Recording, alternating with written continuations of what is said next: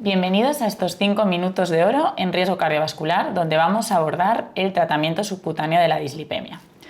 Todos sabéis que en los últimos años han aparecido fármacos por vía oral para el manejo de la dislipemia que actúan a diferentes niveles, a nivel de la síntesis del colesterol, a nivel de su absorción a nivel intestinal, y que son fármacos muy beneficiosos en este sentido. Pero somos conscientes también de que muchas veces estos fármacos no son suficientes.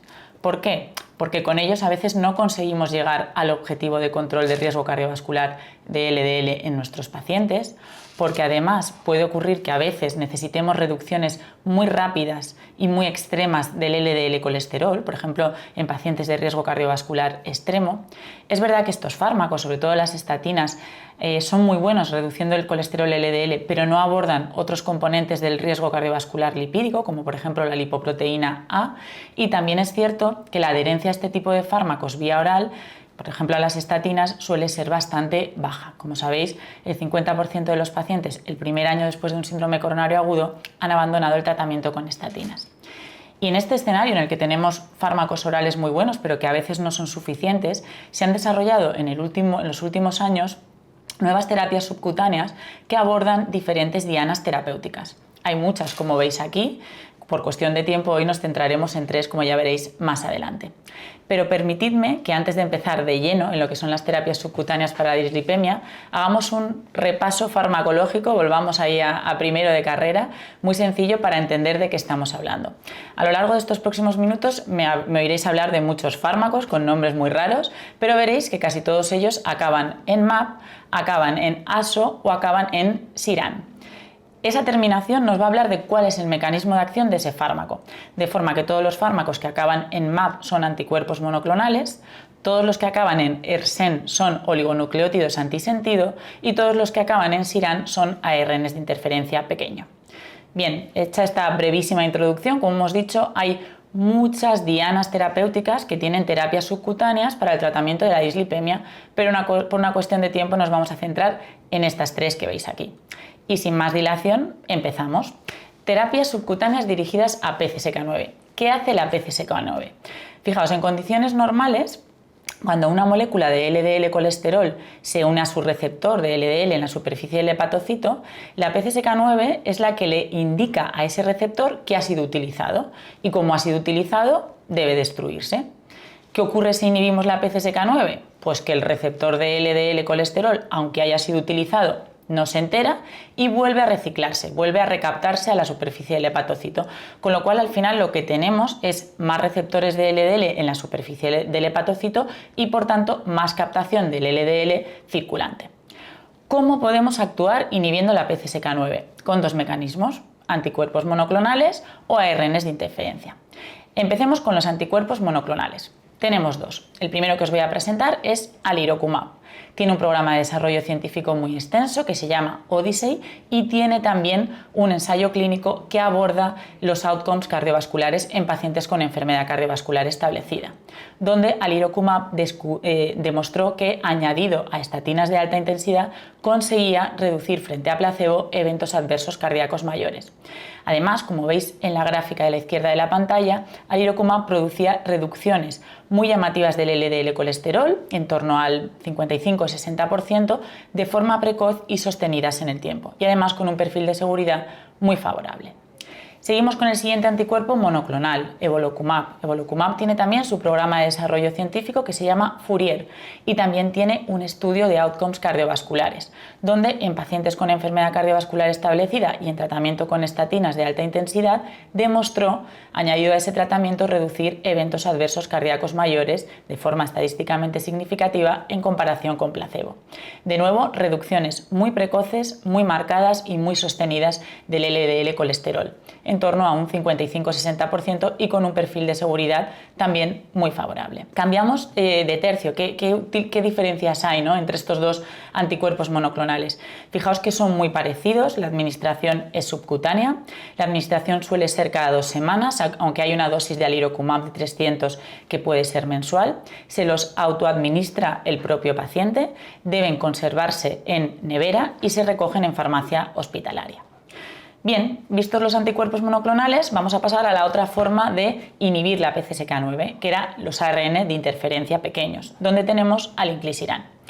En un análisis agrupado de ensayos de fase 3 de inclisiran, el Orion 9, 10 y 11, inclisiran demostró reducciones muy marcadas, muy precoces y sostenidas en el tiempo de colesterol LDL, reducciones en torno al 50-55%.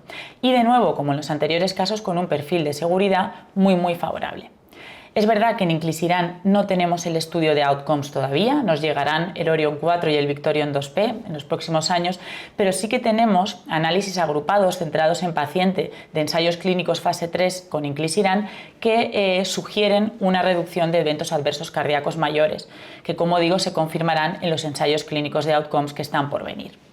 ¿Qué aspectos prácticos tenemos? La administración es subcutánea, hay una dosis inicial, una dosis de recuerdo a los 3 meses y el resto de la vida la administración es cada 6 meses. Los administran profesionales sanitarios, no es autoadministrable, no necesita frío para la conservación y se recoge de nuevo en farmacia hospitalaria. ¿En quién podemos utilizar estos fármacos? Pues tanto los anticuerpos monoclonales como los ARNs de interferencia dirigidos a PCSK9 están financiados para pacientes con hipercolesterolemia familiar heterocigota o enfermedad cardiovascular establecida que a pesar de tratamiento con estatinas a dosis máxima tolerada tiene un LDL colesterol por encima de 100. O en los mismos subgrupos si son intolerantes a estatinas con ese mismo punto de corte de LDL colesterol por encima de 100. Esto es lo que tenemos, pero el futuro es apasionante. Hay otros oligonucleótidos antisentidos, adnectinas dirigidas a PCSK9 que están en desarrollo. Incluso como ves ahí marcado en rosita, ¿no? La edición génica, la terapia génica, directamente entrar en los genes para que no se sintetice la PCSK9.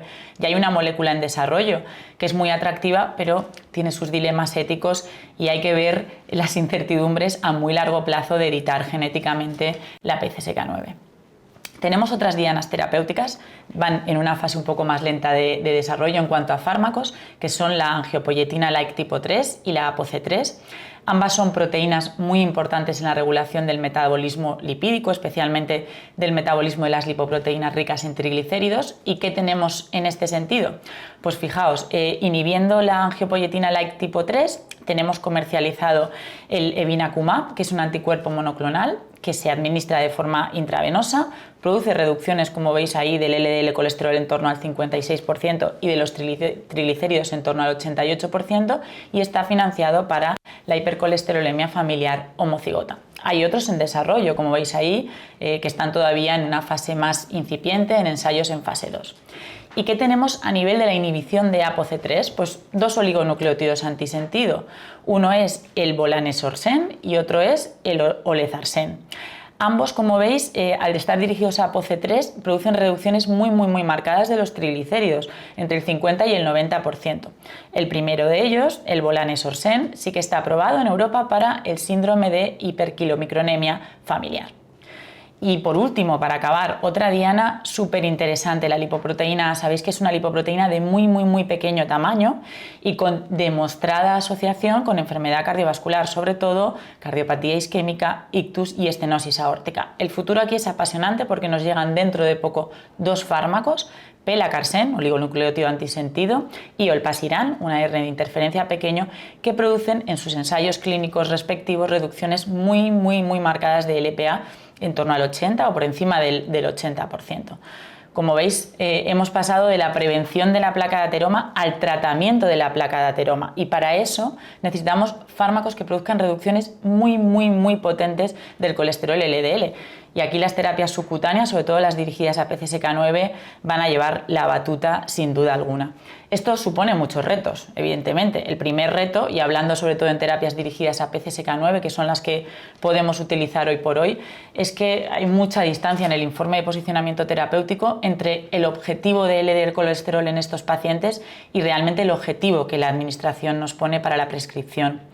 Hay otro reto fundamental y es que hay que identificar bien a qué pacientes son candidatos a estas terapias, que a veces no los tenemos bien identificados. Y por último, si esto es sostenible a nivel sanitario. Pero dejo para la reflexión una última pregunta. ¿Puede haber algo más coste efectivo que tratar el principal factor causal de la enfermedad más letal en el mundo, que es la enfermedad cardiovascular? Pues bueno, esto a modo de conclusión, de cierre y para la reflexión. Gracias.